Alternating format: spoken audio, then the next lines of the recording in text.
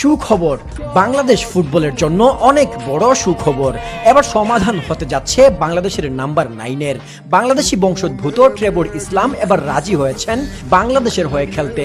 ইতিমধ্যেই তার বাবার পাসপোর্ট জমা দিয়েছেন যাতে করে তার নিজের পাসপোর্টটা হয়ে যায়। আর তা হয়ে গেলেই বাংলাদেশ দলে খেলতে আর কোনো বাধাই থাকবে না তার, কারণ বাবার সূত্রে তিনি একজন বাংলাদেশি। হামজা সুমিত্রা এতদিন মাঝমাঠ থেকে যে বলগুলো বানিয়ে দিতেন তা গোলে পরিণত করার মতো খেলোয়াড় এতদিন ছিল না বাংলাদেশে। এবার তার সমাধান পাওয়া গেল, এখন থেকে আর মিস হবে না। কিন্তু কে এই ট্রেভর ইসলাম? কেন তাকে নিয়ে এত উচ্ছ্বসিত বাংলাদেশের ফুটবল প্রেমীরা?